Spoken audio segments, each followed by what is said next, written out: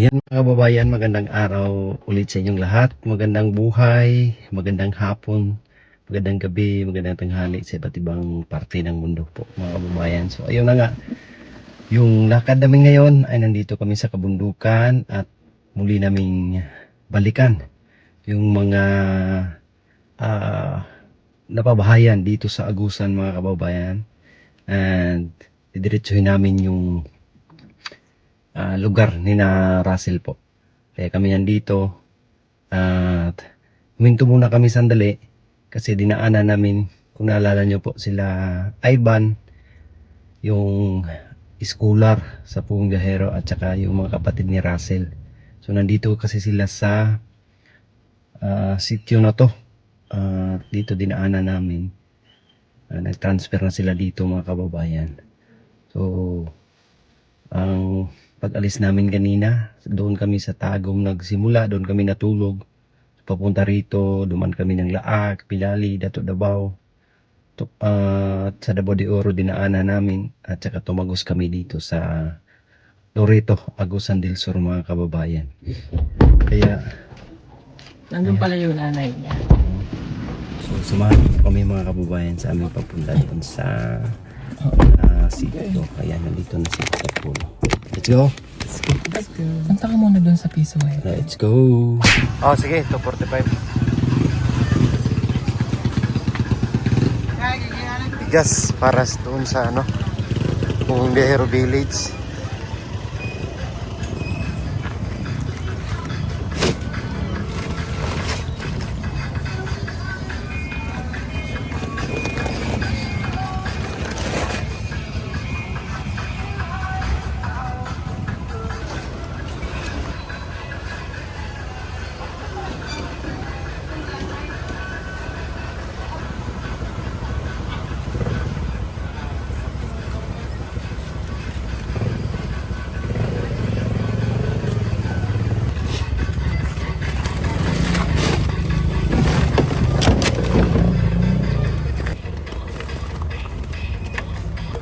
Two, 4, 6, 8, 10, 12.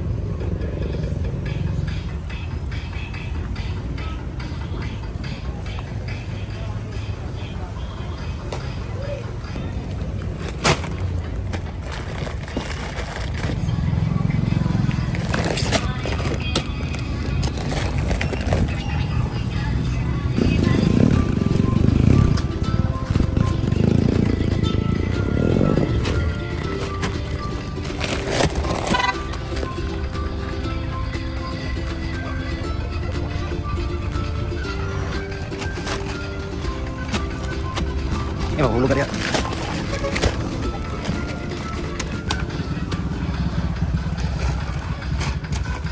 Two, 4, 5. Yan, 30 sacks mga kababayan. Ayan.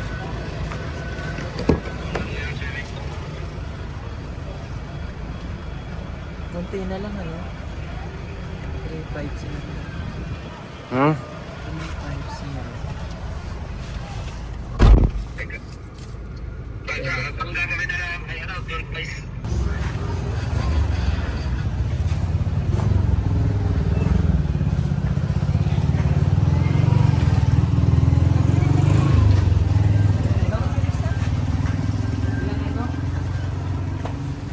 Seven 350.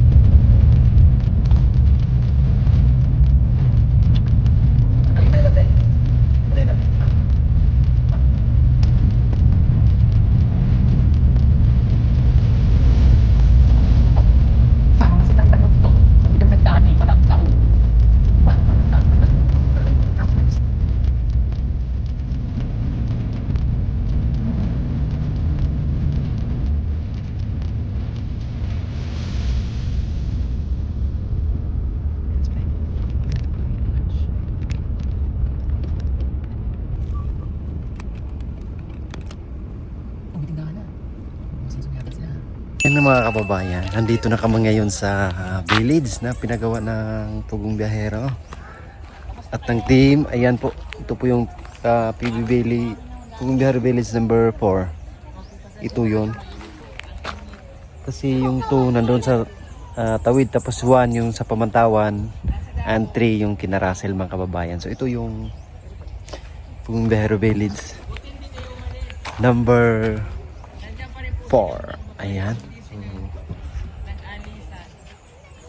Yan, tuwang-tuwa sila sa pagdating namin. At syempre meron kami dadala dyan mga kababayan para sa kanila. Yung pinamili namin doon sa Laak, para po yun sa kanila mga kababayan. At hindi talaga makakalimutan ni Pugong Biyahero kanyang mga natulungan. Talagang binabalik-balikan niya yan mga kababayan. Kinukumusta kung ano nang nangyari sa mga buhay-buhay. So yun na si Sir Paul at si Madam Yola. Kaya tayo nandito rin mga kababayan. So tahan natin. Let's go.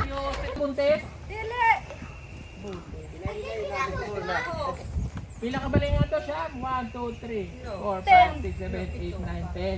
10 pala. 10. 10 kali yan. Sino bang buntis dyan? Sorry ko, ako! Ito talaga. Ang sipag mo talaga kuya, no? Sir, karaniwan buntis! Ha? Buntis ah! Ikaw buntis ka na rin? Mas Mariusip ka papanganak mo lang ate, buntis ka na naman. Nasaan ba yung asawa mong masipag?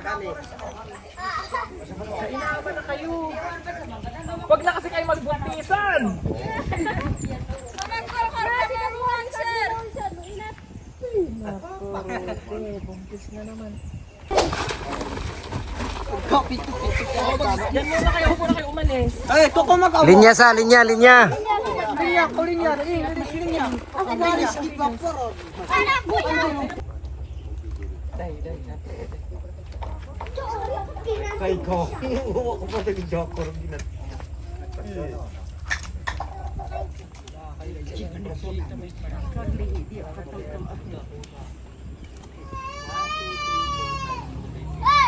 Bakit 11?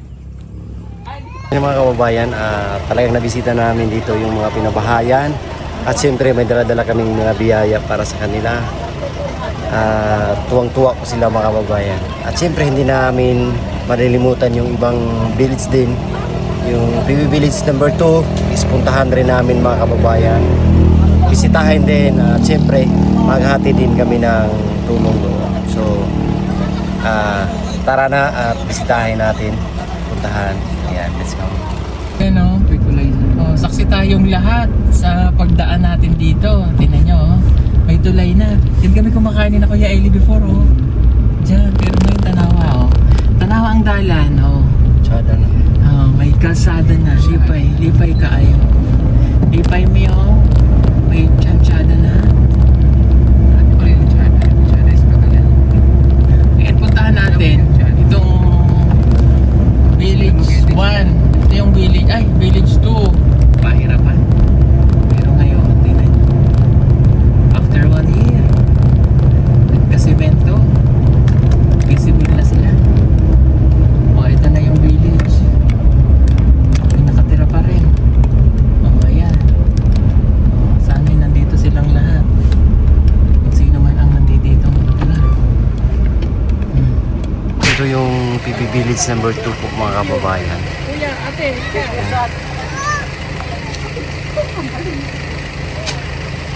Ayan.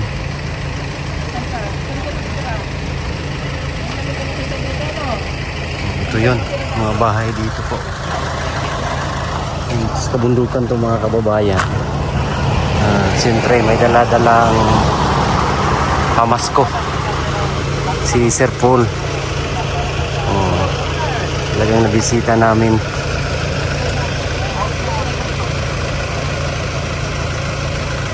Ayan sila.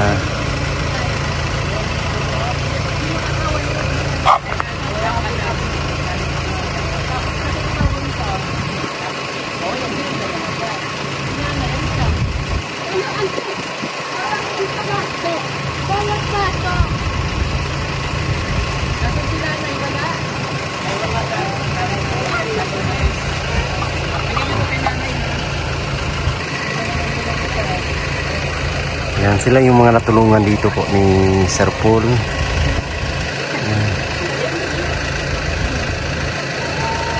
Oh, may paano pa pang ulam. Sa inyo ka kain. Amote. Sawa mo. Nasa nasawa mo. Nasa bulak mo. Bakit mo pinalayas si ano dyan? Ha? Bakit pinalayas na kasawa mo? Ikaw mainit. Dito tayo. At ayun nga mga kababayan, talagang masaya din kami kasi nakabalik kami dito sa mga natulungan ng Kulong Gahero. At natutuwa sila kasi bumalik kami dito mga kababayan. Silang lahat ay yan yung binigyan ng challenge dati ni Sir Paul na tigli 5,000 ang binigay ni Sir Paul para makapagpagabas sila ng kahoy. So pagbalik namin meron talaga silang napagabas. So ayun, yung mga materyales na yan ay libre yan, dala namin, binili namin doon sa Laak at nila namin dito. So yung pampagabas ay yun lang po yung sa kahoy. So yung mga yero, amakan, kami na po yung nagdala niyan, saka yung mga pintura at saka yung pako mga kababayan. So, happy ako kasi matagal-tagal rin kaming hindi nakabalik rito at di sila nabisita. So ngayon talagang nandito na po kami kasama yung team at tuwang-tuwa din po sila mga kababayan. Ayan, no? Na-miss ko tong lugar na to mga kababayan. Ngayon ay simentado na po. Dati ay talagang lubak-lubak to dito. Nahirapan kaming umakyat dito kasi grabe yung daanan dito, sira. Ayan, ngayon meron ng simento. So ang bilis na lang papunta rito kahit malayo mga kababayan. So ayun lang po. Maraming salamat sa inyong lahat po mga kababayan. At nandito na naman po kami naghatid ng tulong. Thank you po so much sa inyong lahat po mga kababayan. God bless po. We love you all. Bye-bye. Bye.